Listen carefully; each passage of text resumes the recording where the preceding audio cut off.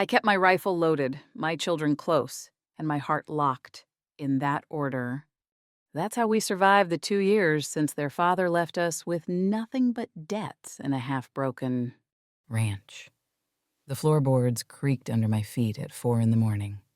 I'd memorized which ones made noise, learned to step over them in darkness so I wouldn't wake Ben.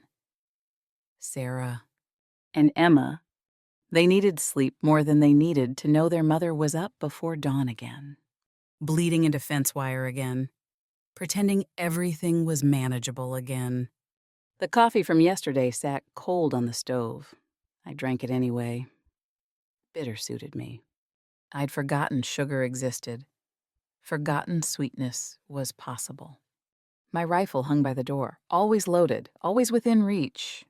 I checked it the way some women check their reflections habitually, needing the reassurance. The weight of it on my shoulder had become as familiar as my own heartbeat.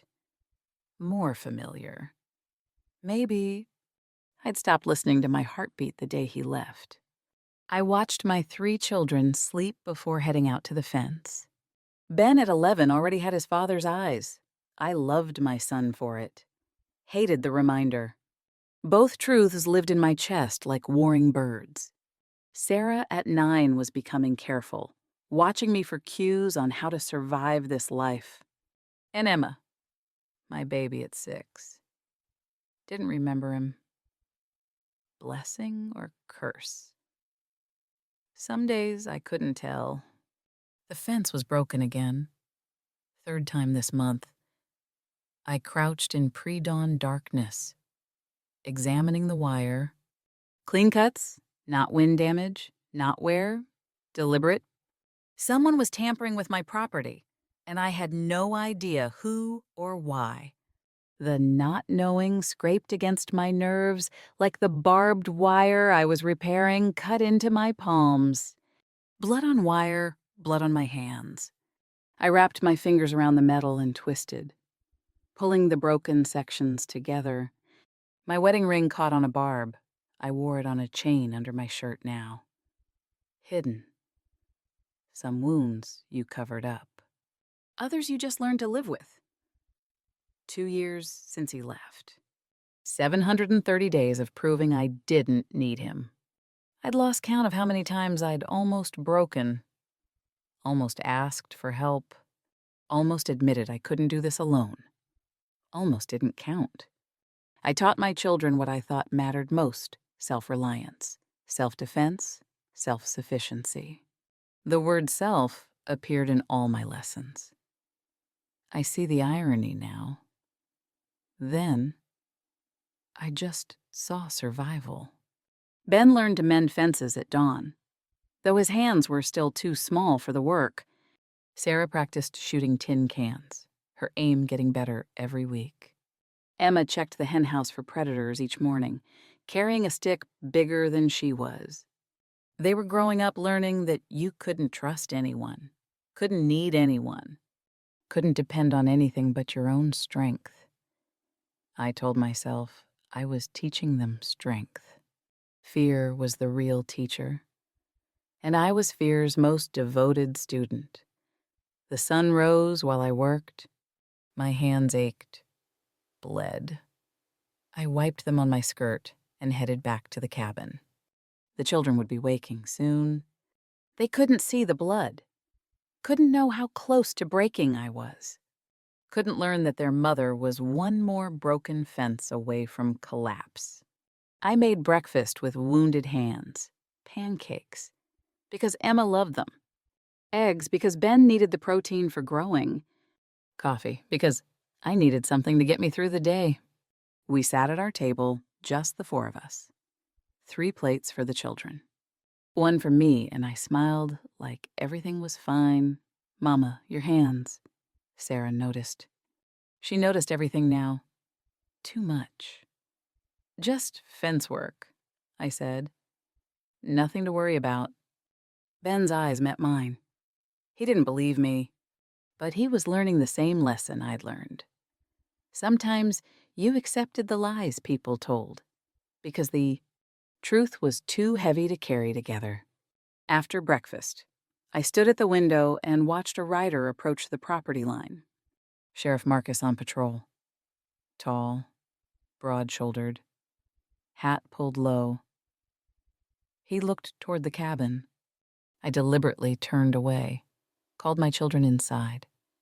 Trouble came on horses. I'd learned that once. Didn't need to learn it twice. That night, lying awake in bed, I listened to my children breathe in the next room. Safe. Alive. Mine to protect. The cost of that protection was everything I had left sleep. Health, hope, trust. I paid it without hesitation. Some nights I fell asleep mid-prayer, too tired even to ask God for help. Asking anyone for anything felt like admitting defeat. I'd spent so long being strong alone. I'd forgotten that alone and strong weren't the same thing. But I was learning, or I would be, soon enough. Town trips made my spine straighten and my jaw set. I walked through Medicine Creek the way I walked through everything head up, shoulders back, daring anyone to comment. The women gave me sympathetic looks I didn't want. The men gave me pitying stares I hated worse. Certain families gave me judgmental glances that rolled off me like water off oiled canvas. I'd developed armor. It fit well. Emma wandered off while I was counting coins at the general store. The specific terror that gripped me in that moment was uniquely maternal heart in throat. World narrowing to one thought, finder. I left my supplies on the counter and pushed through the door, scanning the street. Found her outside the blacksmith shop, crouched next to Sheriff Marcus, showing him the wooden horse Ben had carved for her. She was laughing. He was listening with complete attention, as if a 6-year-old story about a toy horse was the most important thing he'd heard all day. He was kneeling in the dirt to talk to her, ruining his pants, not seeming to care. I cataloged observations automatically, the way I'd learned to assess threats. He was younger than I'd expected, maybe mid-30s. His hands were gentle when he touched Emma's carved horse, examining it like it mattered. His smile reached his eyes genuine, not the false kindness I'd learned to detect after 2 years of people trying to help while judging. Still, men were dangerous. Trust was expensive. I'd paid that bill once already. My hand moved toward Emma before my mind caught up. She looked up, saw me, waved. Mama. Sheriff Marcus thinks Ben's carving is real good. Marcus stood, tipped his hat. Mrs. Warren. I nodded. Emma, come here. I was just admiring your son's handiwork, Marcus said, not moving closer, respecting the distance I kept between myself and the world. Young man's got talent. Thank you. The words came automatically. Polite, empty, safe. Mrs. Warren, I've been meaning to speak with you. He kept his voice even, professional. There's been fence tampering on several properties. Yours might be one of them. I could check your fence line if we're fine. The refusal came before thought. Self-protection coded into my mouth. Automatic as breathing. He nodded. Didn't push. If you change your mind, let me know. Then he did something unexpected. He crouched back down to Emma's level. You take care of that horse now. And you tell your brother he's got the eye of an artist. Emma beamed. Children knew safety instinctively. Except I couldn't trust their instincts anymore. Couldn't trust mine either. Not after everything. We walked back to the general store. Emma chattered about Sheriff Marcus the whole way how nice he was. How he'd asked about her horse's name. How he'd said she could visit his office any time to see the wanted posters. I listened with half an ear, The other half, listening to old warnings charm, could be manipulation. Kindness could be bait. Attention could be the setup for later disappointment. Pride is expensive. I paid the cost in blood, sweat, and sleepless nights. Still cheaper than trusting the wrong person again. Back at the store, the clerk had set aside my supplies. I paid, loaded everything into the wagon, drove home with Emma singing beside me and those words echoing in my head. She taught me accepting help isn't surrender, it's wisdom. Easy words from a man wearing a badge, not raising 3 children alone on a failing ranch. That night, another fence section broke. My horse nearly escaped into open range. I caught the mare just before she bolted, spent 2 hours in darkness, repairing fence with frozen fingers. The cuts on my hands from mourning reopened. Fresh blood on old wire. I wept into the fence post where no one could see. Almost prayed for help. Almost. The words stuck in my throat like swallowed pride. Too big to force out. Too painful to keep down. So I swallowed it again and kept working. The fence held. Barely. Like everything else in my life. The storm came at night like most trouble did sudden, violent and without mercy. I woke to the sound of timber cracking. The barn by morning. I could see the damage. The roof had partially collapsed. Beams hanging at dangerous angles. I stood in the yard, calculating costs I didn't have, time I didn't possess, strength that was running out faster than I wanted to admit. "I can fix it, Mama," Ben said behind me. I turned, my 11-year-old son, trying to be the man of the house because there wasn't one. My chest tightened. "Ben, no. It's too dangerous." "I can do it," he insisted, already walking toward the barn, already grabbing the ladder. His father's stubborn pride lived in him. I recognized it because I carried the same affliction. I ran after him, but he was already climbing. The ladder wobbled. A beam shifted. I scrambled up behind him, grabbed his shirt, pulled him back. The timber groaned. We both nearly fell. We made it down somehow.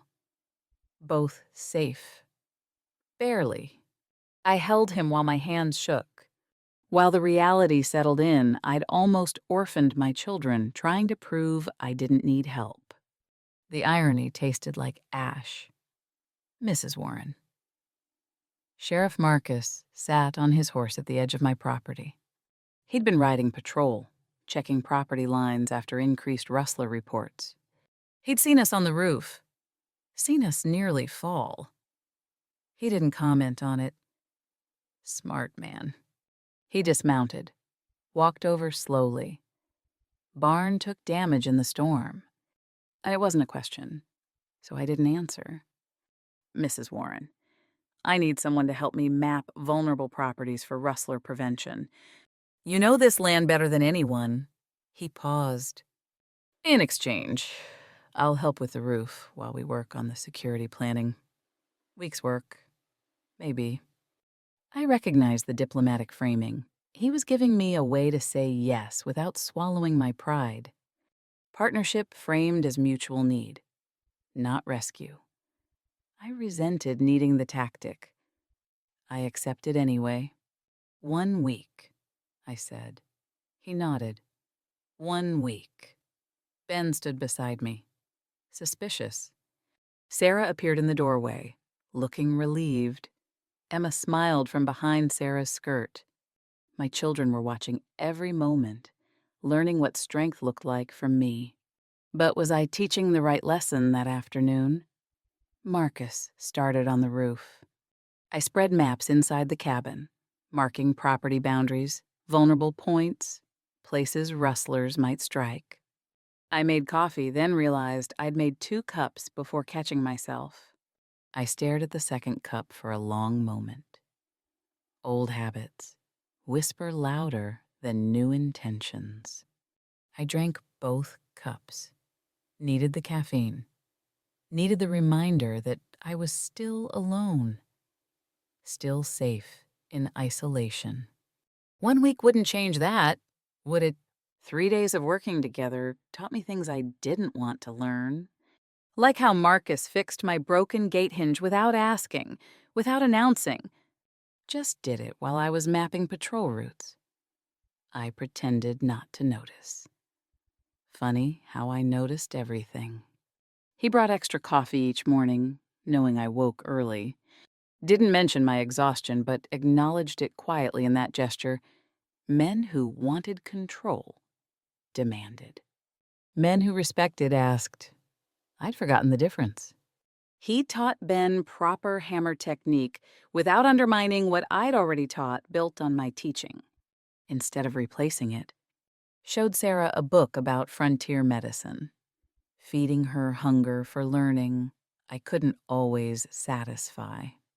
Made Emma giggle with terrible horse impressions that should have been annoying but somehow weren't.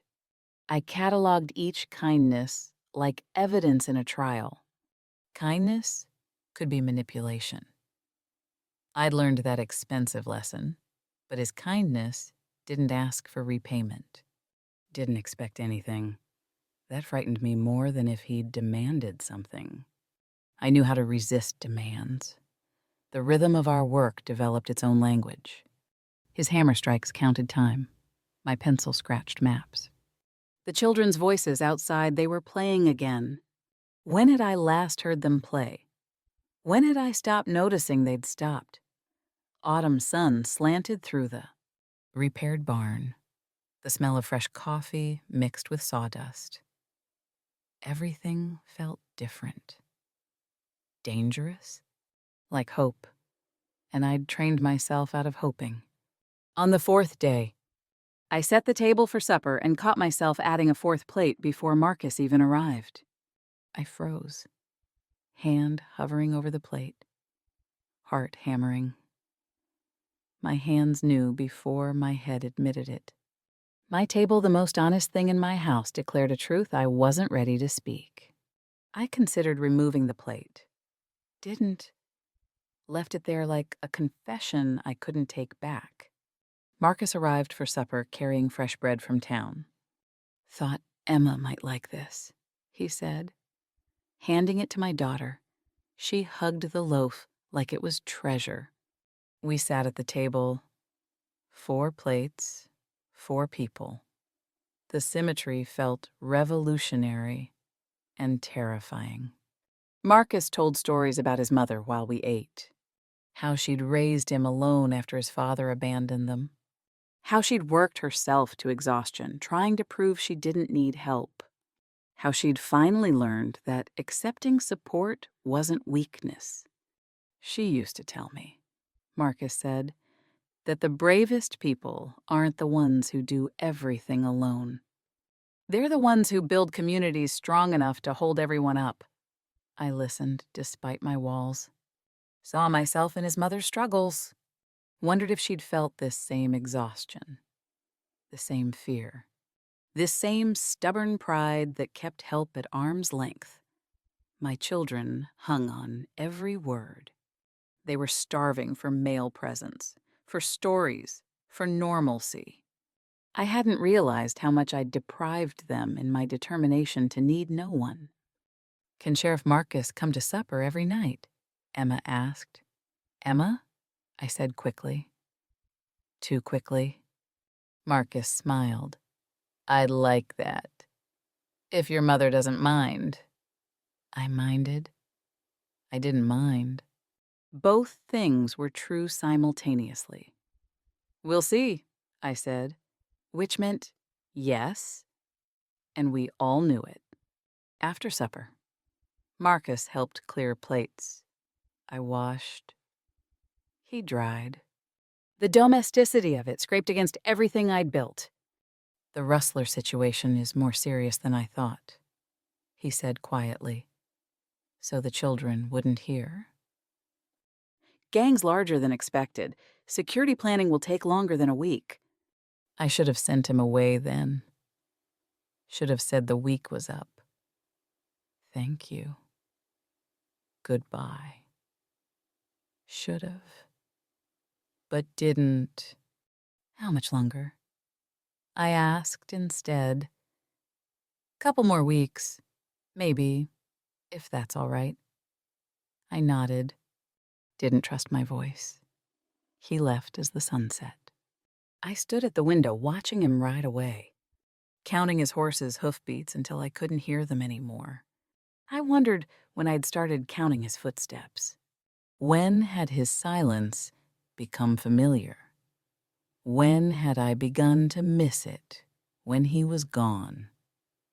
The questions kept me. Awake that night, I had no answers. Just the growing certainty that something was changing. Something I couldn't control, couldn't stop, couldn't name without making it real. I'd built walls so high I'd forgotten what seeing over them felt like. Marcus wasn't climbing them. He was simply sitting outside them, patient as stone, waiting for me to open the gate myself. The terrifying part, I was starting to want to. The fever started the next day. I ignored it. Ignoring things I didn't want to deal with had become my specialty. Broken fences, financial problems, exhaustion, loneliness. I'd become an expert at pretending things weren't as bad as they were. The fever was just one more thing to add to the list. I continued ranch work. Helped Marcus with security mapping, mucked stalls, fed animals, made meals. The world got too bright. Sounds became too sharp. Every movement required conscious thought. My body was giving me an ultimatum. I ignored it. Expert at ignoring ultimatums. I collapsed in the barn while mucking stalls alone. Pride wouldn't let Marcus help with dirty work. The darkness that came was peaceful. Almost. Surrendering felt like the first rest I'd had in 2 years, maybe longer, maybe forever. Consciousness returned in pieces, like a puzzle assembling itself, slowly. Emma's voice, reading a story. Sarah humming from the kitchen that song I used to sing to her when she was small. Ben splitting firewood outside, the rhythm correct, the technique perfect. Marcus's voice from somewhere. Supervising, but not taking over. I opened my eyes. My bedroom. Afternoon light. How long had I been unconscious? I tried to sit up. Couldn't. Tried to call out. Couldn't. Tried to apologize for being weak, for scaring my children, for needing help. Couldn't do any of it. So I did what I'd forbidden myself for 2 years. I cried in front of someone else. Marcus sat on the floor by my bed, not on it respecting my space, even in crisis. He said nothing, just sat there while my children saw their mother break. While I shattered into pieces I didn't know how to put back together. When the crying stopped, he spoke quietly. My mother collapsed when I was 12. She'd refused help until her body refused to go on. He paused. Afterward, she told me the bravest thing she ever did wasn't raising me alone. It was finally asking for help when she needed it. "I'm not weak," I whispered. "No, ma'am. You're exhausted. There's a difference." The distinction felt important, though I couldn't grasp why through the fever haze. Emma appeared in the doorway, climbed onto the bed, curled against me. "Mama, you're always taking care of us. Can Sheriff Marcus take care of you sometimes?" The question broke something in me. My 6-year-old possessed courage I'd trained out of myself. She could ask for what she needed without shame. When had asking become cowardice in my dictionary? Rest, Marcus said, standing. I'll handle evening chores. Sarah's making soup. Ben's got the woodpile managed. Emma's gonna read to you. You taught them well, they know what to do. I'd taught them self-reliance. They'd learned, but they'd also learned something I hadn't taught: how to accept help gracefully. Where had they learned that? From Marcus. In just 2 weeks. What did that say about my teaching? I slept. Woke to Sarah bringing soup. Slept again. Woke to Ben checking the fire. Slept. Woke to Emma reading stories in a soft voice. My children rotated care like they'd planned it. Like a team.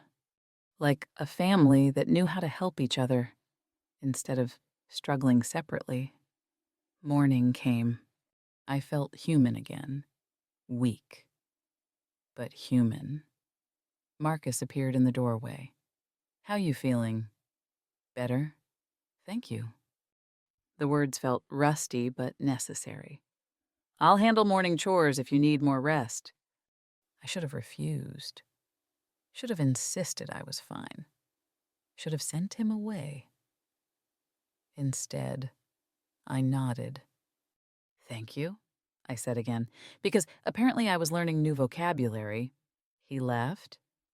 I lay there feeling like I was falling and flying simultaneously. I'd let him help. Not because I couldn't manage, though I couldn't, but because I was tired, bone tired, soul tired. Tired of being strong alone? The surrender terrified me. The relief terrified me more. I'd know soon enough which feeling would win. The Johnson Ranch was hit 3 nights later. 20 cattle stolen, fence destroyed, family dog shot. The news spread through Medicine Creek like wildfire.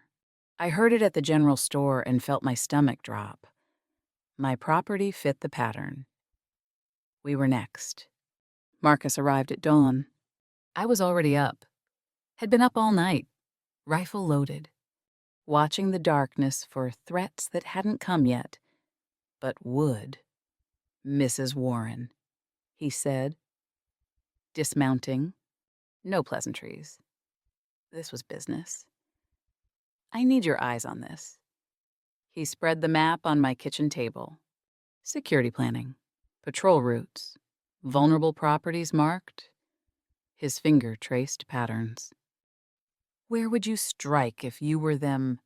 Not hide while I protect you? Not let me handle this. Where would you strike? Partnership language. I studied the terrain with a rancher's eyes. Knew every hill, every creek, every blind approach. Here, I said, pointing to the Southern Creek crossing. Fence is weakest there. Blind approach from the ridge. They could move cattle fast through that gap. Marcus nodded, marked it. What about patrol routes? I traced them with my finger. He adjusted his plan based on my knowledge. We worked together like we'd done it for years instead of weeks. His questions, my answers. Both of us building something neither could build alone. I'm coordinating with neighboring ranches, he said. Patrol rotation. Signal system. If they come, you won't be facing them alone. The old me would have insisted I could handle it alone. The new me, barely born, still learning to breathe, said, What do you need from me? We planned through the morning. I'd stay with children in the reinforced cabin, not hiding. But strategic positioning. Signal flares arranged. Neighboring families offered to take my children temporarily. I could send them away, I said, considering to safety. You could, Marcus agreed. What do you want to do? I thought about my children, about what lessons I was teaching, about fear versus courage versus wisdom. They stay. I decided they need to see us face this together. Need to learn that community protects better than isolation. Marcus nodded. Then we'll make sure they're safe. Together. That night, we prepared. Ben helped pack supplies. Sarah memorized signal patterns. Emma stayed calm because she saw me calm. We were a team, all 5 of us counting Marcus, because that's what we were now, whether I'd officially acknowledged it or not. The rustlers came at midnight. I spotted them first. Mother's vigilance never sleeps. 6 riders approaching the Southern Creek crossing, exactly where I'd predicted. I grabbed the rifle, fired a warning shot into the air, lit the signal flare. Marcus and deputies arrived within minutes' coordinated response. Planned timing. The rustlers saw the numbers, saw the organization, fled without confrontation. We'd won by being prepared, by working together, by trusting each other enough to plan defense instead of each family standing alone. Dawn broke. Deputies rode out to check neighboring properties. Marcus helped me inspect the fence line, no damage. Our preparation had worked.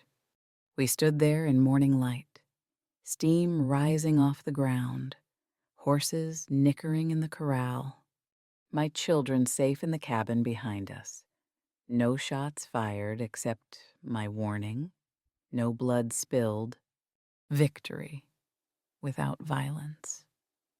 We protected the ranch together, I said quietly. Not you saving me. Not me proving independence. Together, Marcus smiled. Partnership. The word felt new on my tongue, tasted like possibility. Like hope. Like all the things I'd trained myself not to feel. Tasted like life. Days after the rustler threat, normalcy returned. Marcus kept visiting. Not for security anymore. Just for dinner, conversation, laughter. My children expected him now. Emma set 4 plates automatically. Sarah asked about his day. Ben showed him carpentry projects, seeking approval without realizing it. I panicked. This was the pattern. This was how it started before. Comfort, trust, then abandonment. I knew this story. Couldn't live through the ending again. Marcus arrived for supper a week after the rustler night. Hope it's all right I'm here, he said. Casual. If that's all right? If that's all right? What if it wasn't? What if I said no? Would he leave? Would he stay? Either answer terrified me. So I chose the third option, make him leave before he could choose to. I picked a fight over nothing. Over everything. Accused him of pitying me, staying out of obligation, pretending to care when really he just saw me as a charity case. Another broken thing to fix. You don't have to keep coming here, I said, voice sharp. We managed before you. We'll manage after you leave. The words were designed as weapons. If he left by my choice, I controlled the pain. If I waited for him to leave naturally, I'd be blindsided. Better to bleed on my own terms. I listed all the ways he was probably judging me failed wife. Struggling mother, barely keeping the ranch afloat. Made assumptions about what he thought, what he wanted, what he'd eventually do. Projected my ex-husband's sins onto him until I couldn't see Marcus anymore. Only ghosts. He let me finish. Didn't interrupt, didn't defend himself. Waited until my words exhausted themselves. Until I stood there empty and spent and more alone than I'd been before he arrived. Then he spoke, voice quiet. My mother told me something else. Mrs. Warren, she said, someone who's been burned sees smoke everywhere, even where there's no fire. Give them time to learn the difference. He put on his hat. I'm not your children's father. I'm not whoever hurt you. I'm just a man who admires your strength and thinks you deserve partnership, not isolation. He paused at the door. When you're ready to believe that, I'll be here. He left, didn't slam the door, didn't argue, just left. Respecting my space, even when I'd tried to use that space to hurt him, I sat alone in my cabin, children asleep. Rifle by the door, unloaded now. When had I stopped loading it nightly? When had I started trusting that the world wouldn't break in while I slept?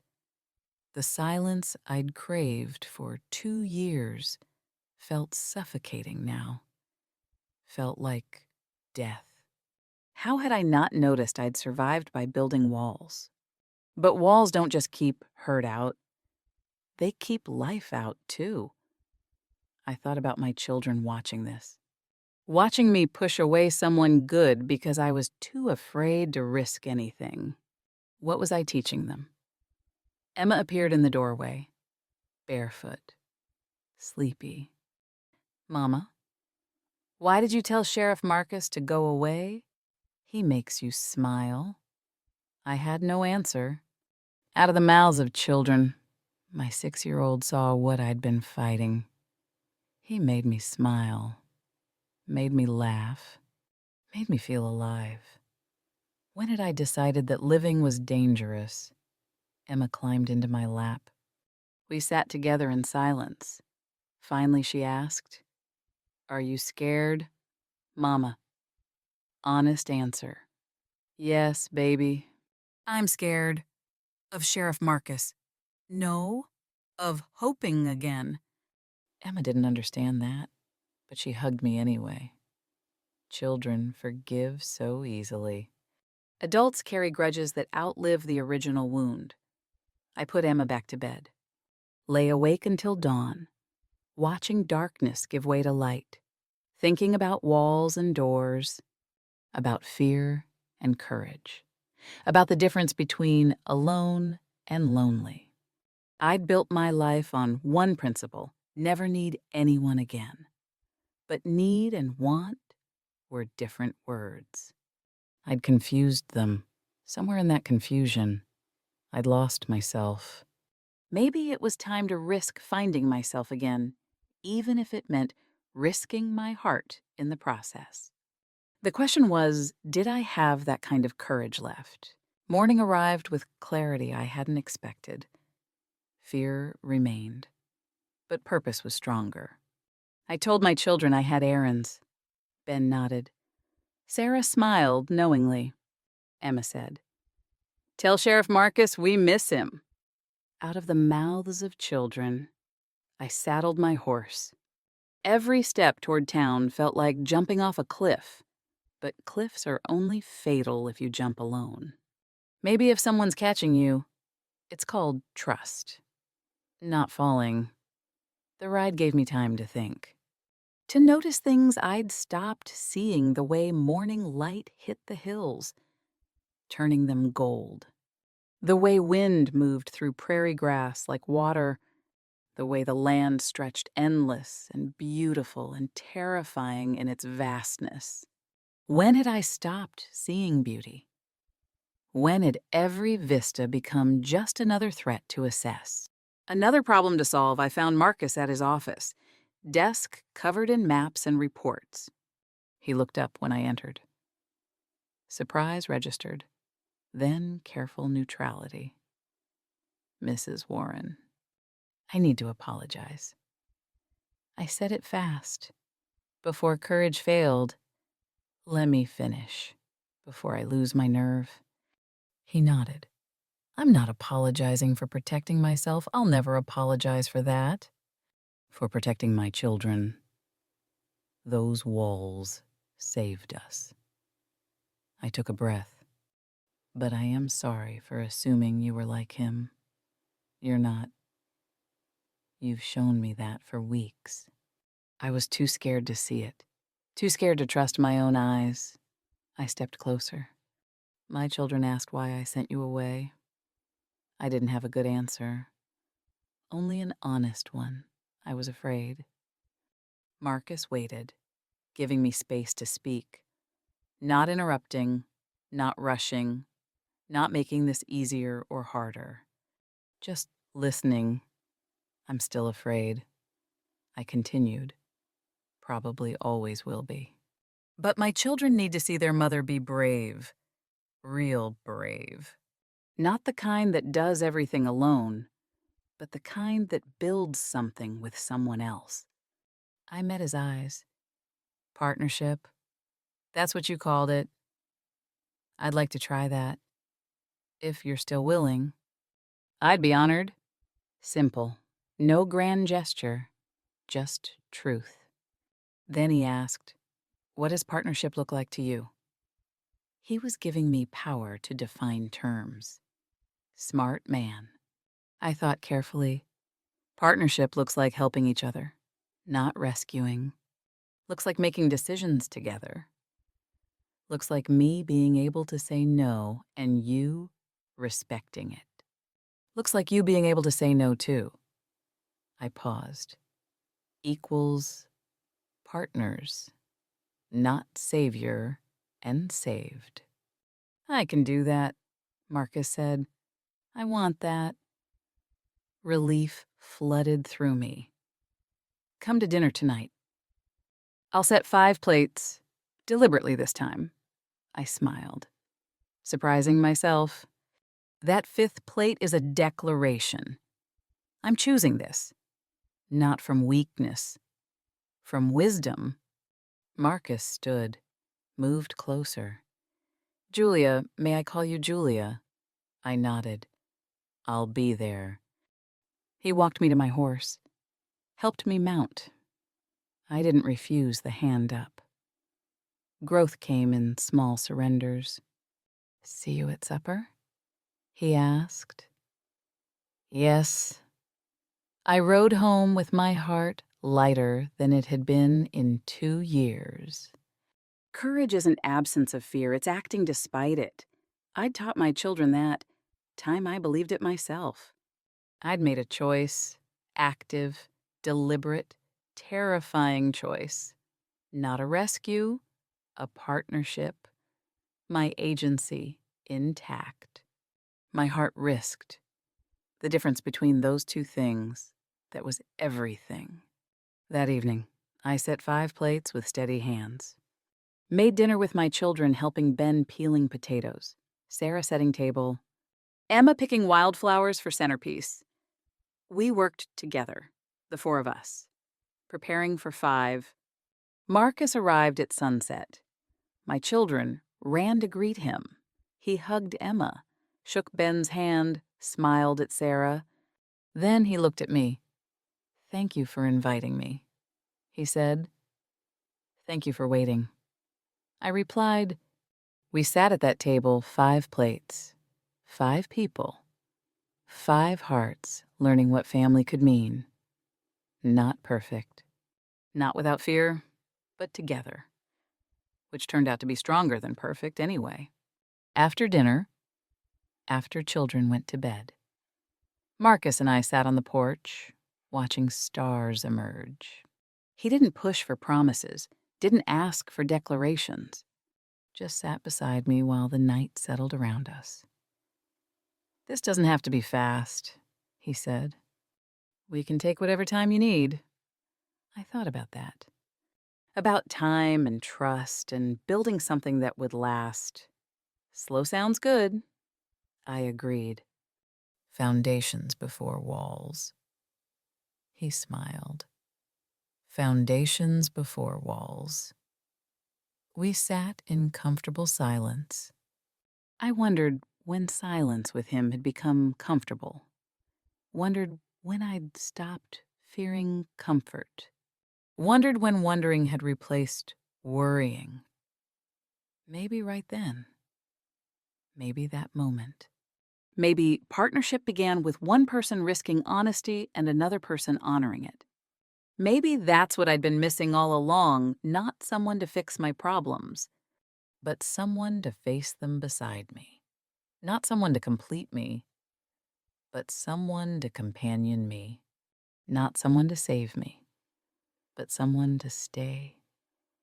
The stars wheeled overhead. We stayed on that porch until late, planning nothing, promising nothing, just being together. Turned out that was enough. More than enough. Everything 6 months after I asked Marcus to stay because words matter.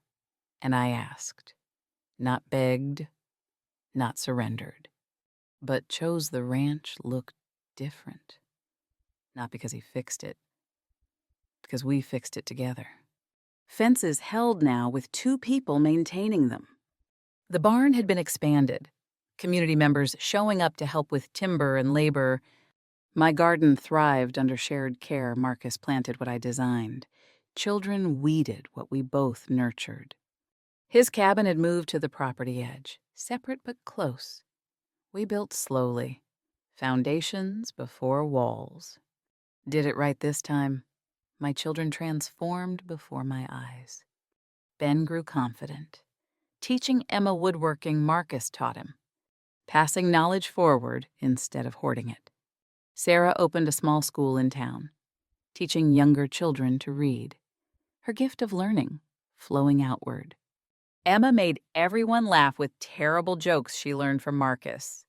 Lightness returning to our home after 2 years of darkness. They thrived, not because Marcus saved them, but because they watched their mother choose life over fear. Other people noticed. Widow Thompson started accepting help from neighbors instead of refusing every offer. Single Father Davies joined community planning meetings, stopped pretending he could manage 4 children and a farm alone. My vulnerability gave others permission to be vulnerable. Strength spreads, but so does courage. I'd started something bigger than myself without meaning to, just by choosing to let someone in. Just by admitting I needed partnership. I want to tell you something.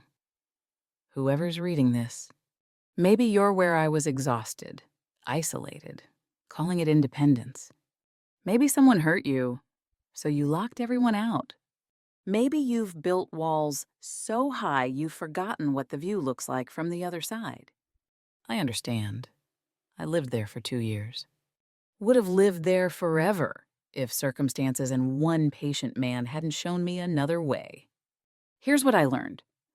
True strength isn't bearing everything alone.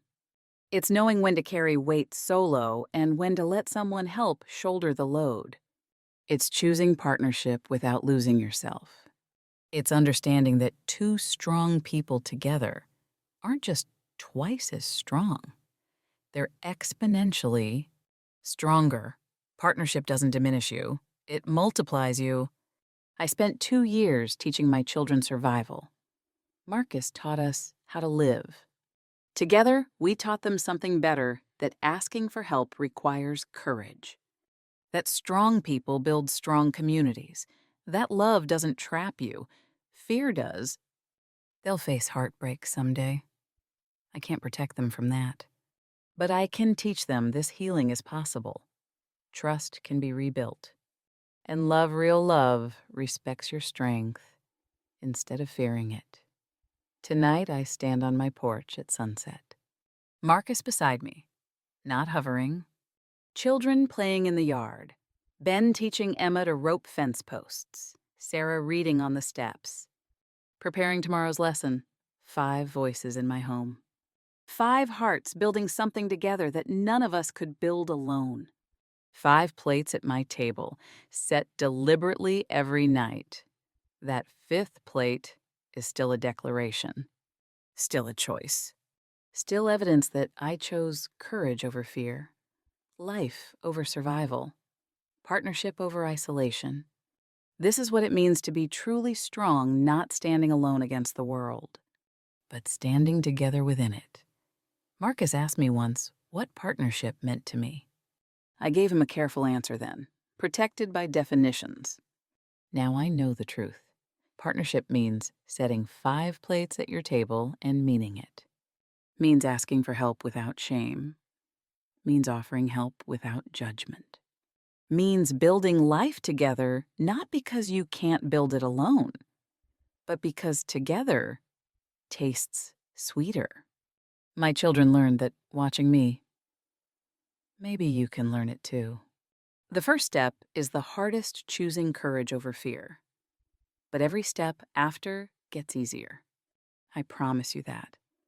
And I keep my promises now. I protected my children fiercely. I still do. But now I teach them something better than survival. I teach them partnership. I teach them trust. I teach them that we are strongest when we combine our strengths. The sun sets. We go inside together. 5 people, 5 plates, 5 hearts, 1 family. And I learned it myself. One difficult choice at a time.